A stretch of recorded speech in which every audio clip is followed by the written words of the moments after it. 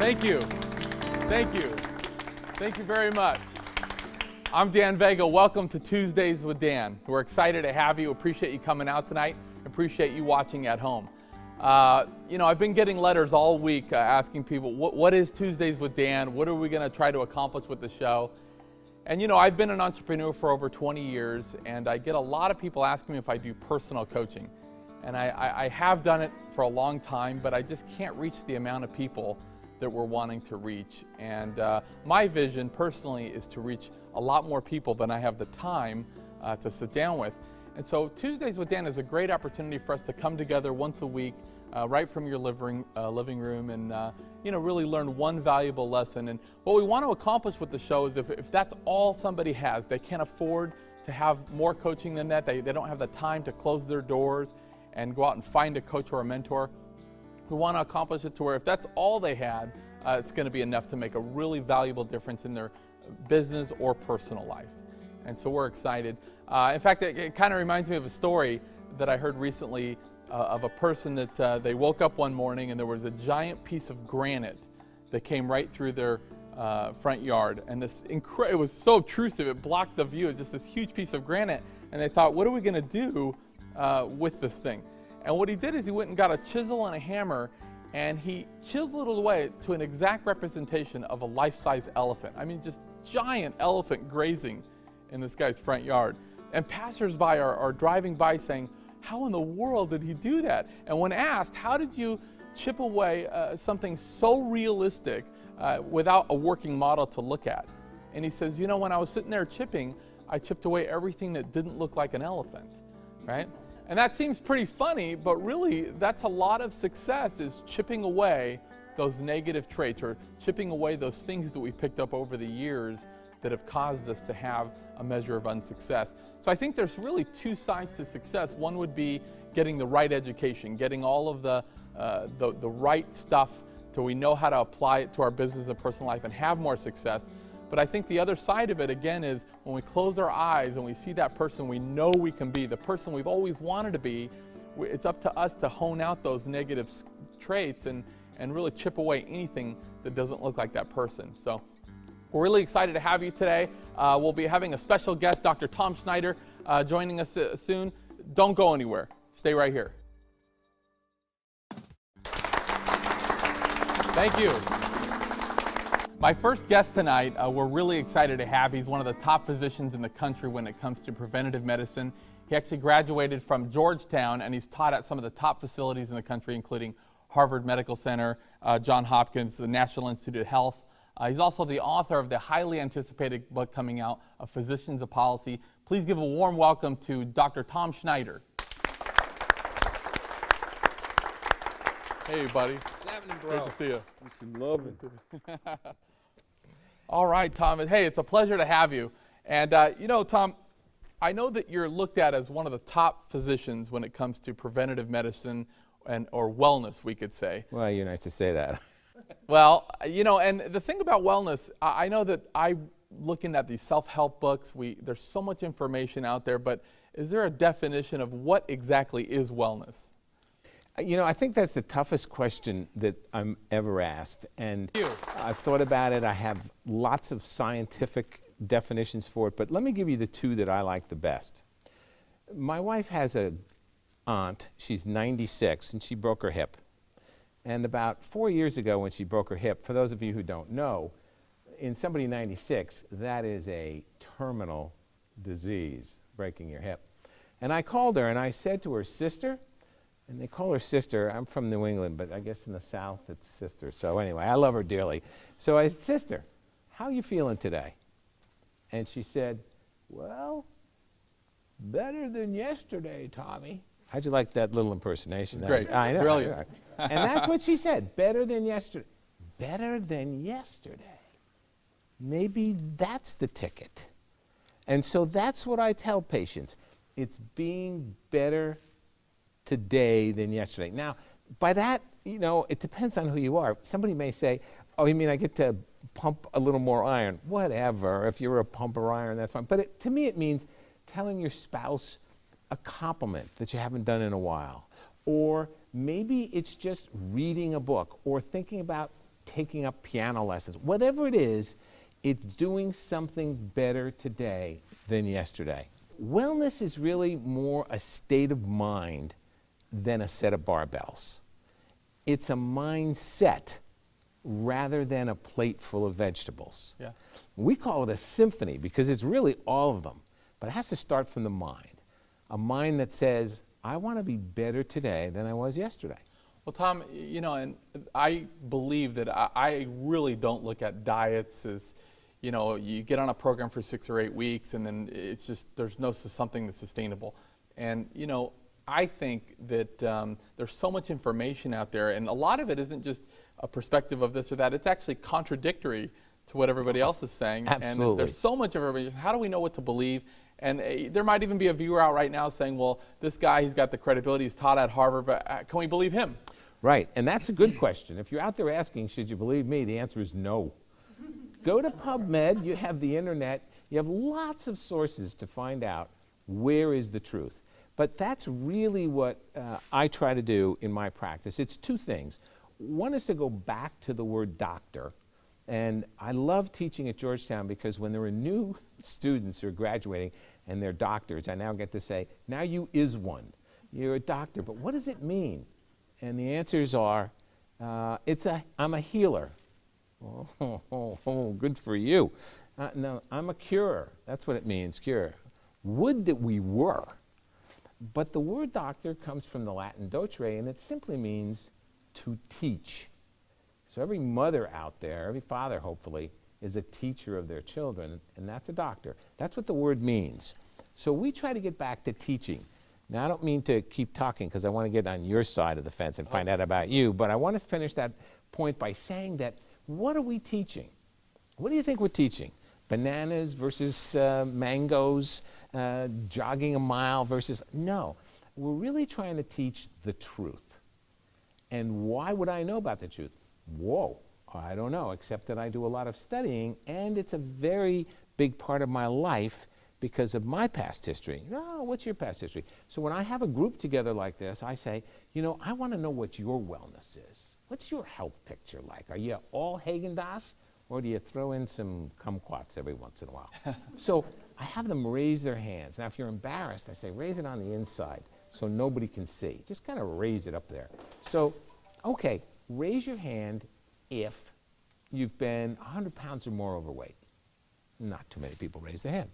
Raise your hand if you have diabetes, lost your kidneys, been on dialysis. That's a nasty one.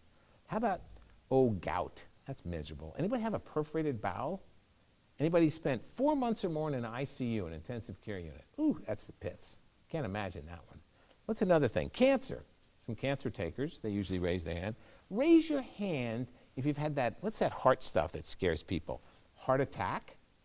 And then they put these new things in. What do they call them?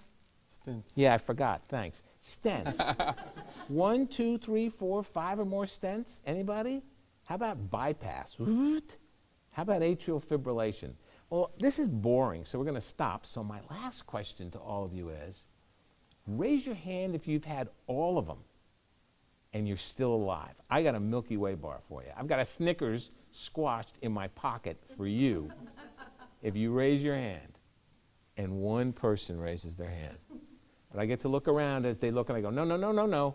One person has their hand up. That would be me. So that's been my health history from 1994 on. I'm not necessarily proud of that history, but it does mean that you can survive, that you can have happiness every day, and that you can do the best that you can for yourself by taking the helm of this healthy living boat that you have and making some very valid choices. And that's what it's all about. It's not about, you have high blood pressure, here's your pill. How long are you going to take it for? The rest of your life. I don't think so. Why do you have high blood pressure? Ooh, that 25th letter of the alphabet. Ain't that an important letter? Yes, ma'am, it is. Well, this is great stuff, Doc. I appreciate it. And when we come back, I want to talk about bioidentical hormones and exactly what they are and how they work. So Great. Stay with us. Love it.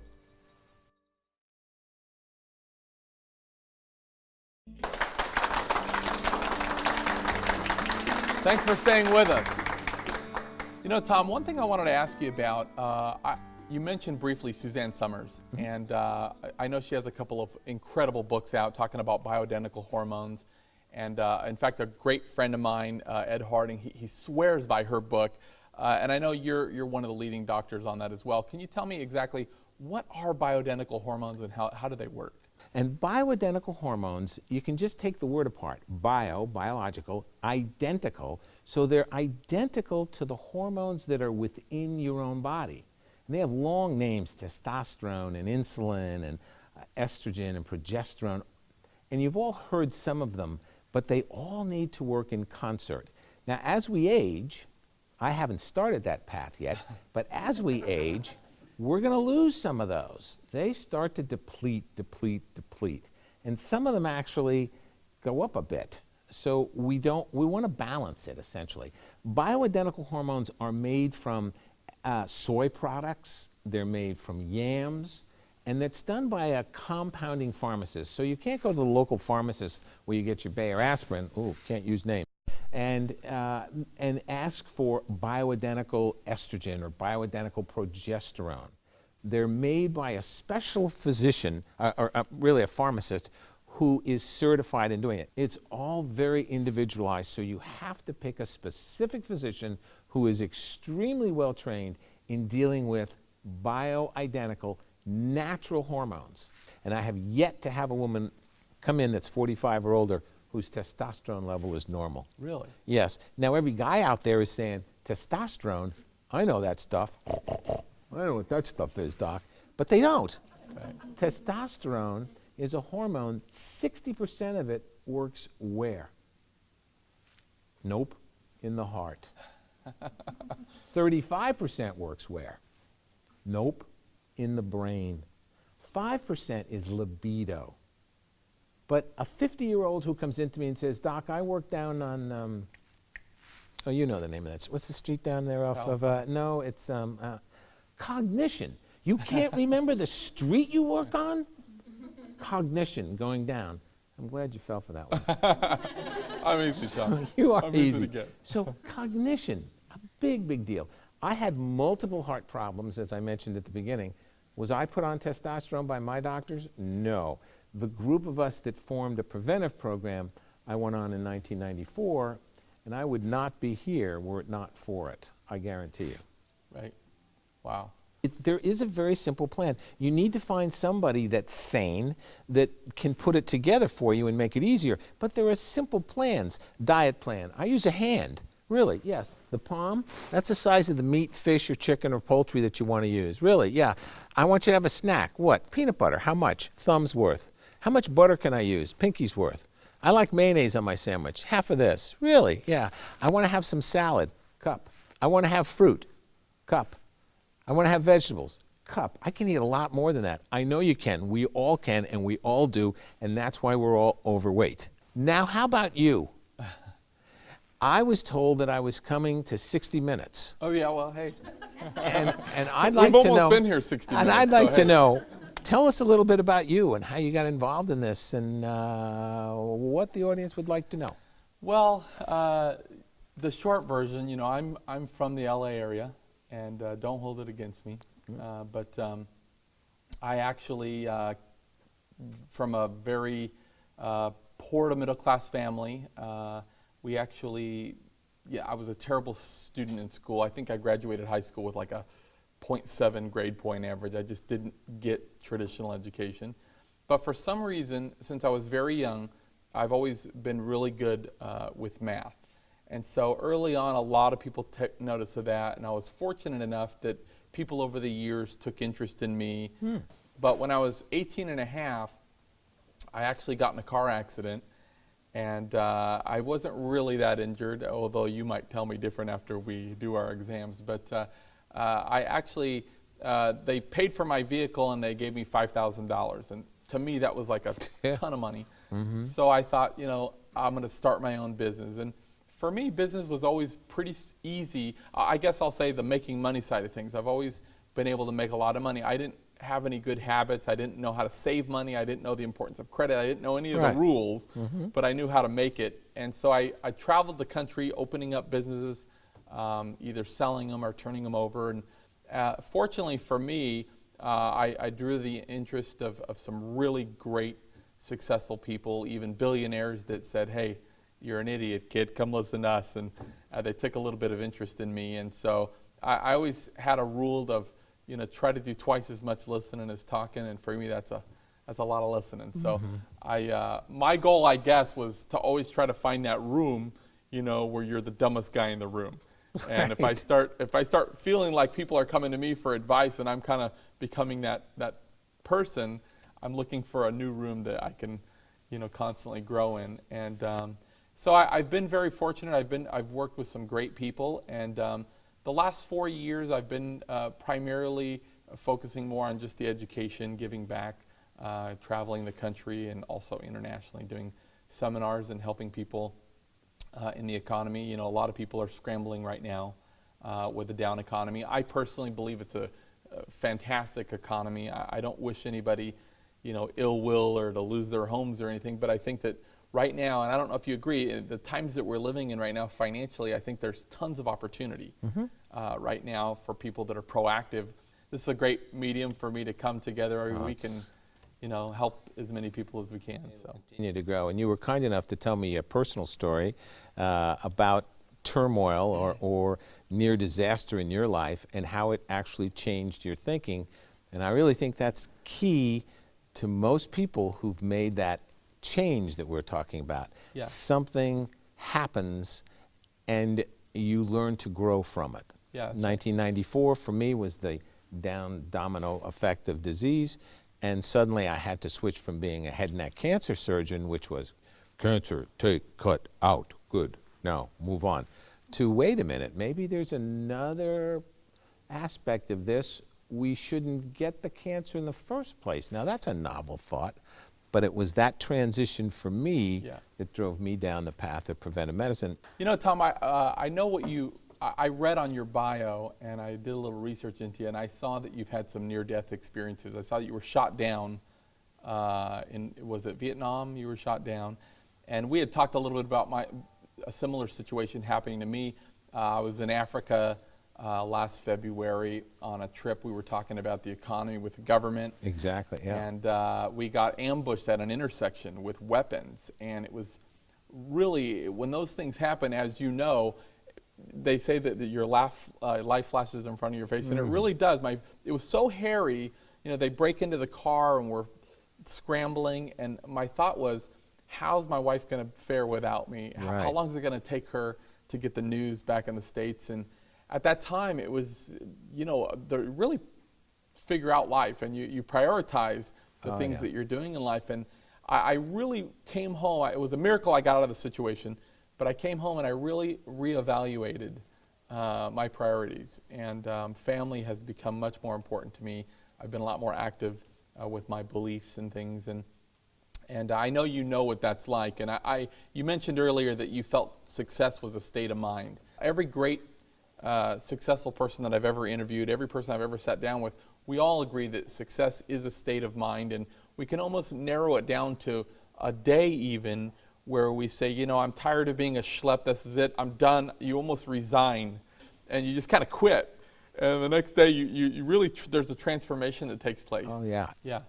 And what I believe, and I really see that you have a similar line of thinking, is it's all about discipline. It's about creating good habits. And that's what I tell my patients. Yeah. They need to decide and commit to themselves, not to me. Are you going to make a written commitment to yourself every night? Yeah. 5 Post-its every night. One thing, not I'm going to lose 40 pounds. No, you're not. You're not going to lose 40 pounds.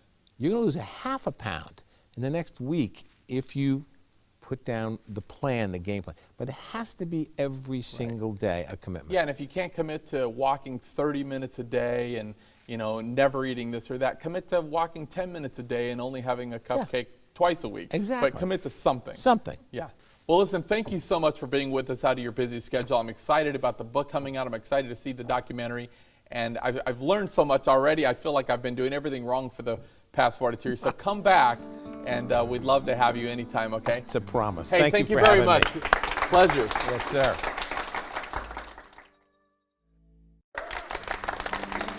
Welcome back.